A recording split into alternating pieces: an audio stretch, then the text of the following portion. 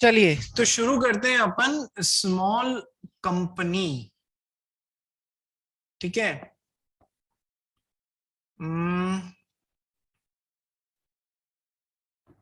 कृष्णा, हाँ सर। एक बार देख, स्मॉल कंपनी के फर्स्ट पॉइंट को पढ़ना। मैं जब बोलूं तेरे को फर्स्ट पॉइंट को पढ़ना और फिर रुक जाना 1 सेकंड। हाँ,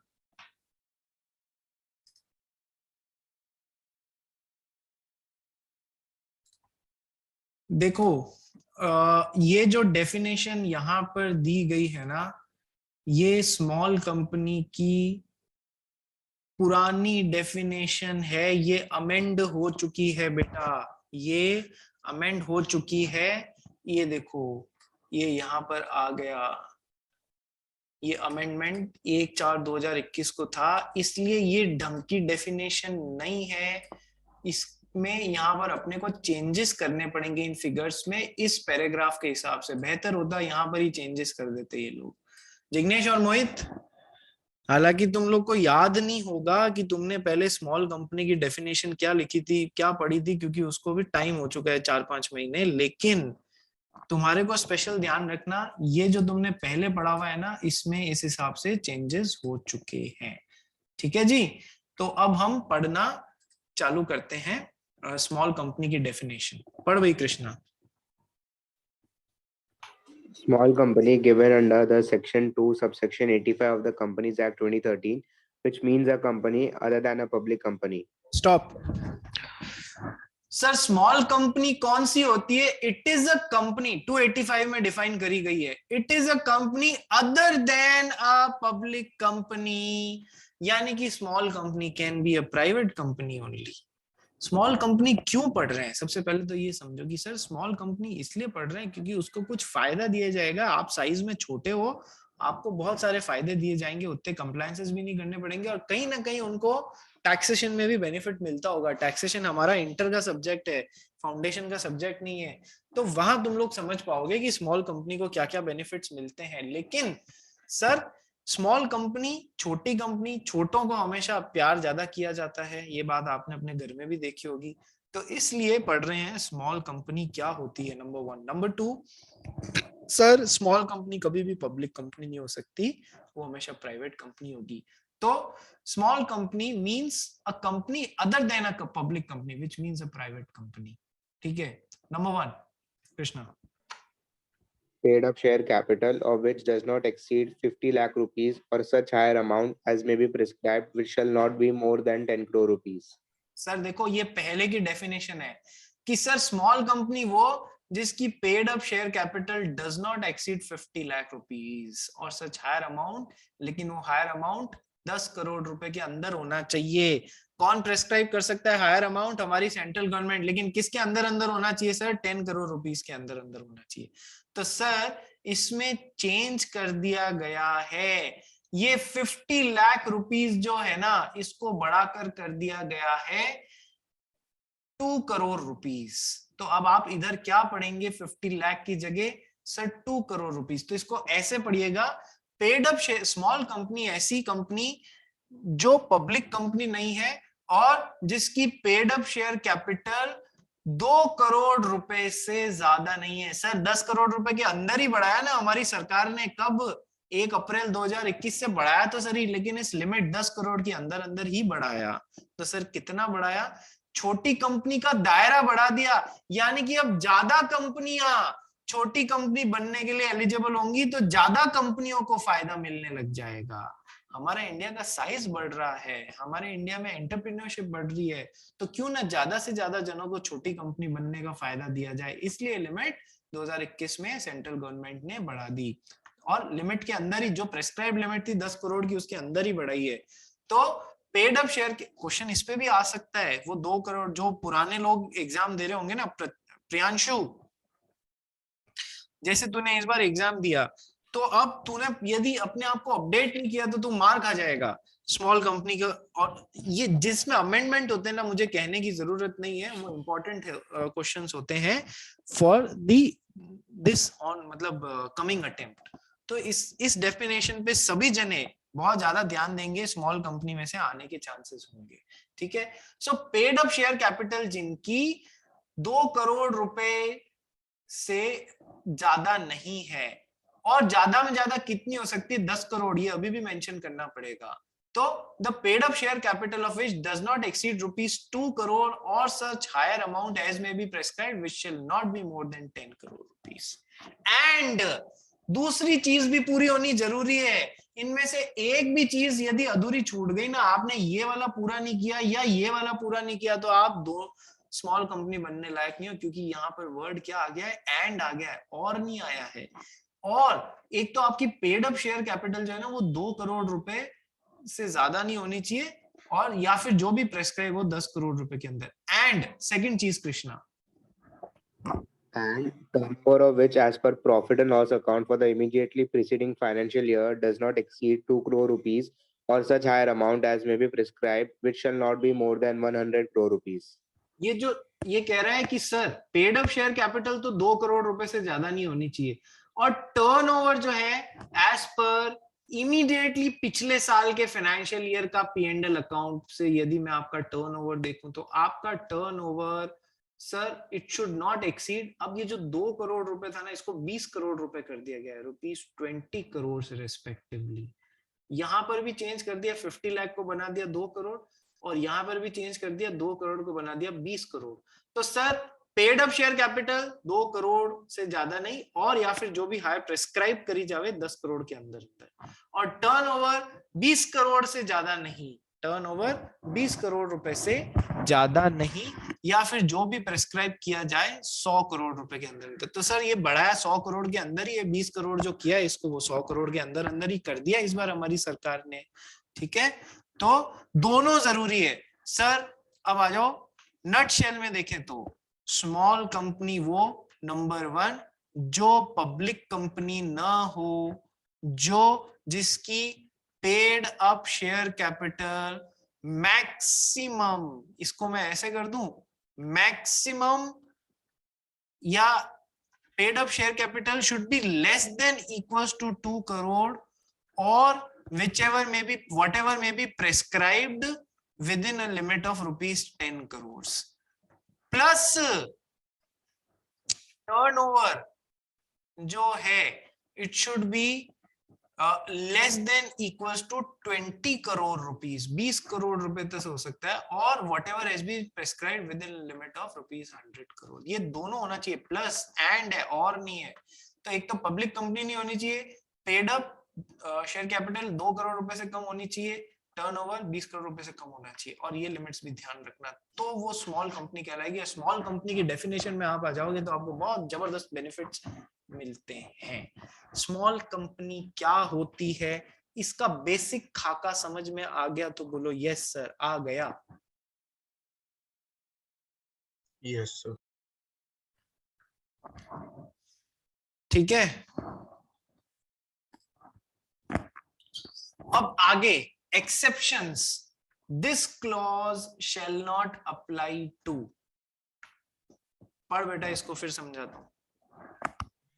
This clause shall not apply to a holding company or a subsidiary company. ठीक है, B और C, B, a company registered under Section 8, or C, a company or body corporate governed by any special act. ये जो small company होने का फायदा है ना, ये लोग नहीं ले सकते हैं। कौन सर? यदि किसी कंपनी में ये व्यवस्था है कि मतलब वो ऐसी सिचुएशन हो रही है कि एक होल्डिंग और सब्सिडियरी बन रहे हैं, होल्डिंग सब्सिडियरी यानी इस कंपनी का इस कंपनी के ऊपर कंट्रोल है, ठीक है, तो ये व्यवस्था स्मॉल कंपनी का फायदा यहाँ नहीं मिलेगा। ठीक है, भले ही आप छोटे हो, उस दायरे में आ रहे हो, लेकिन आप होल्डिंग सब्सिडियरी की परिस्थिति में बैठे हो तो हम आपको ये फायदा नहीं लेने देंगे। ठीक है, second point, a company registered under section 8 company, एक ऐसी कंपनी जो सेक्शन 8 कंपनी है उसको ये फायदा ना मिलेगा। ठीक है भाई, मुझे अमीश, हाँ सर। सेक्शन 8 कंपनी क्या होती है रे? Non profit organisation, not for profit organisation या कंपनीज विद चैरिटेबल पर्पस और objective. Very right, very good. कल भी हमने डिस्कस किया था. So a company which is registered under section 8, if you are a not for profit company or a company with a charitable objective, you cannot, भले ही आप qualify कर रहे हो अपनी पेड अप और टर्नओवर के हिसाब से, लेकिन आप फिर भी इसका फायदा नहीं ले सकते. ठीक है, नहीं तो डबल फायदे लोगे. A company or a body corporate governed by any special act. कई बार क्या होता है, कुछ बॉडी कॉर्पोरेट्स होती हैं, वो या तो सेंट्रल गवर्नमेंट पार्लियामेंट में स्पेशल एक्ट पास करके बनाती है, स्पेशल एक्ट पास करके बनाती है, या फिर स्टेट गवर्नमेंट अपनी जो लोक ये राज्य की विधानसभा और ये सब होती है ना, इसमें एक्ट्स पास करके बनाती है. जैसे महाराष्ट्र ये एक्ट वो एक्ट, ऐसे करके कंपनी या बॉडी कॉर्पोरेट खोलती है एक्ट से बन के. ठीक है, वो यदि ऐसी कंपनी है जो कि स्पेशल एक्ट से बनी हुई है, तो फिर वो स्मॉल कंपनी होने का फायदा नहीं ले सकती है. मैं जस्ट आपको नाम के लिए एक एग्जांपल बता रहा हूँ. LIC का नाम सुना है ना आपने, life insurance corporation of India. ठीक है, so LIC of India has been formed in the year 1956 by passing LIC Act 1956 in the Parliament of India by the central government. तो ऐसी कंपनीज स्पेशल एक्ट के through बनी हुई होती हैं, either by the central government और by the state government. ये कंपनियां जो इस तरीके से बनी हुई होती हैं, ये कभी भी इस बात का फायदा नहीं ले सकती हैं, भले वो स्मॉल कंपनी की डेफिनेशन में फिट हो भी रही हो तो भी उनको नहीं मिलेगा. सर इसमें भी समझ में आ गया, ये स्पेशल पर्पस के लिए स्पेशल एक्ट से पास हुई है. नॉट फॉर प्रॉफिट कंपनी को स्मॉल कंपनी का दूसरा डबल बेनिफिट लेने की जरूरत नहीं है. तीसरा, होल्डिंग कंपनी और अ सब्सिडियरी कंपनी. होल्डिंग कंपनी और अ सब्सिडियरी कंपनी.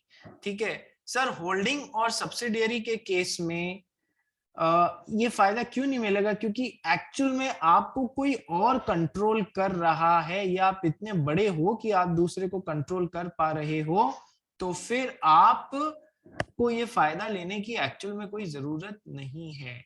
इसलिए हमने होल्डिंग और सब्सिडियरी में भी इस चीज को मना कर दिया है. सो स्मॉल कंपनी के सिग्निफिकेंट पॉइंट्स क्या क्या है?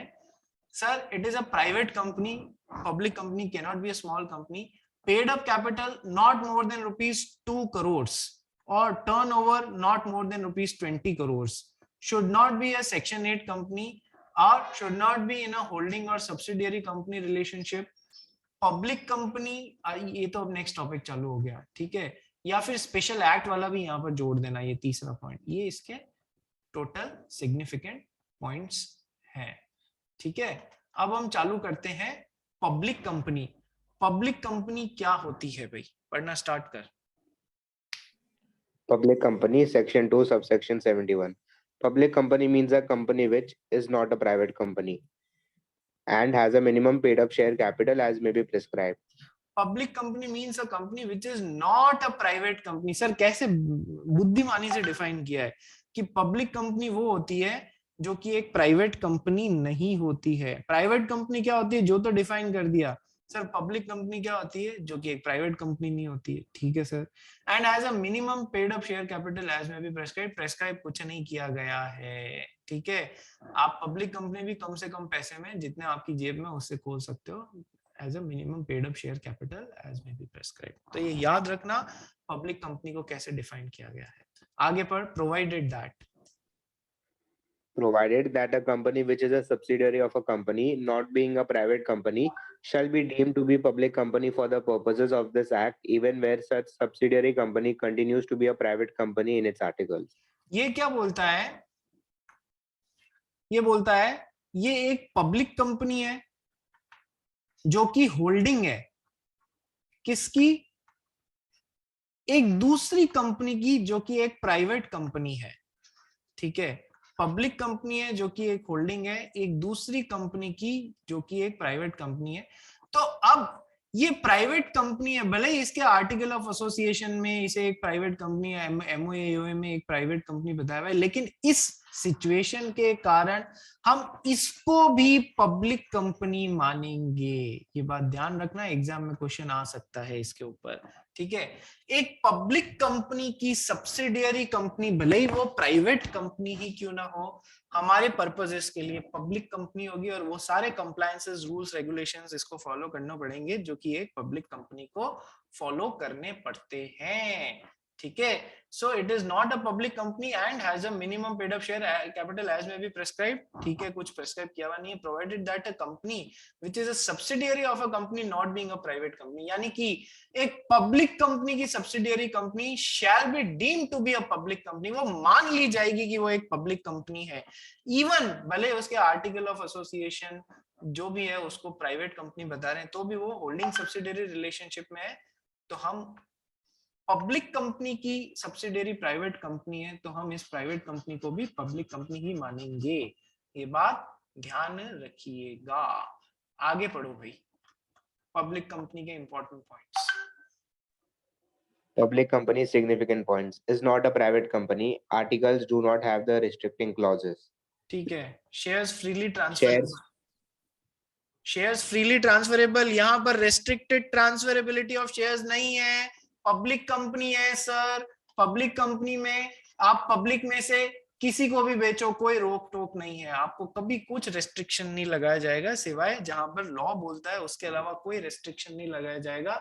तो सर प्राइवेट कंपनी में तो रेस्ट्रिक्टेड ट्रांसफरेबिलिटी ऑफ शेयर्स था, पब्लिक कंपनी में फ्रीली ट्रांसफरेबिलिटी ऑफ शेयर्स है, ये बात ध्यान रखिएगा। Next point, no minimum paid up capital requirement में आपको बता चुका हूं, हाँ भाई, minimum number of members 7, sir private company में तो मिनिमम 2 मैक्सिमम 200, पब्लिक कंपनी में मिनिमम 7 मैक्सिमम पे कोई रिस्ट्रिक्शन नहीं है, maximum number of members no limit, कोई लिमिट नहीं है, ये हो गए सिग्निफिकेंट पॉइंट्स। एक लास्ट है, subsidiary of a public company is deemed to be a public company, public company की कोई सब्सिडियरी तो भले ही वो प्राइवेट हो, हम उसे पब्लिक ही मानेंगे, ठीक है।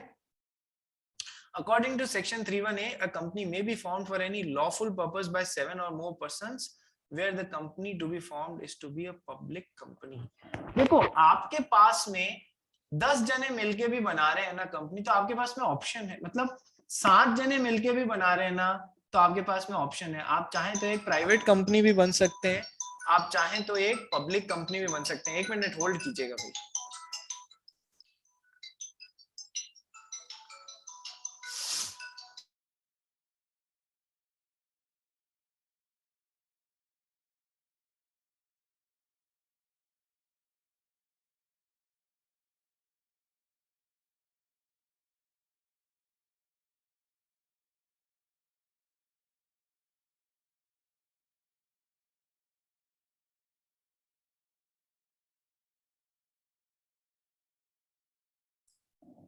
हाँ जी, तो हमने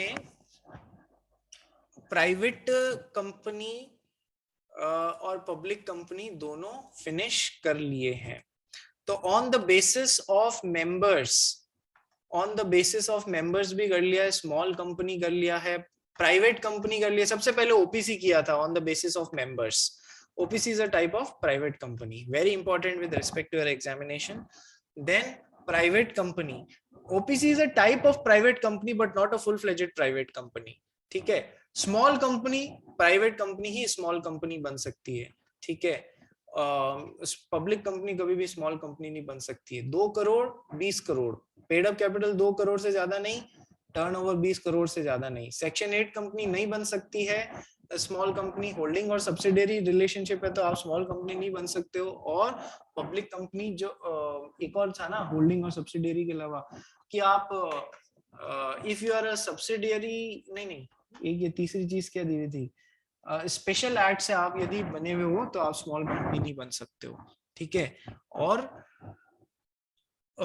पब्लिक कंपनी की मैं यदि बात करूं तो सर क्या, जो प्राइवेट कंपनी नहीं है जिसकी minimum paid up share capital जो प्रेस्क्राइब हो, पर प्रेस्क्राइब कुछ करी नहीं है, मिनिमम 7 मैक्सिमम पे कोई लिमिट नहीं। और पब्लिक कंपनी की सब्सिडियरी भी एक पब्लिक कंपनी ही मानी जाएगी, चाहे भले ही वो आर्टिकल्स में प्राइवेट कंपनी क्यों नहीं लिखी हुई हो। This is all regarding your categorization on the types of companies as per the number of members. Tomorrow we'll be starting the categorization of company on the basis of control। 3 चीजें पढ़नी रहेंगी इसमें, holding और subsidiary company, holding and subsidiary 2 हो गई, और दूसरा associate company.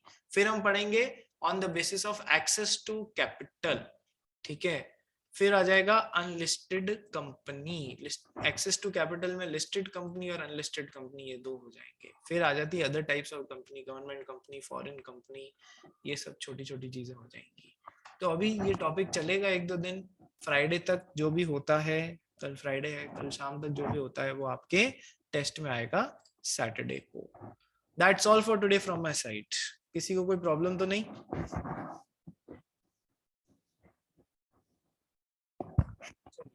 Thank you so much.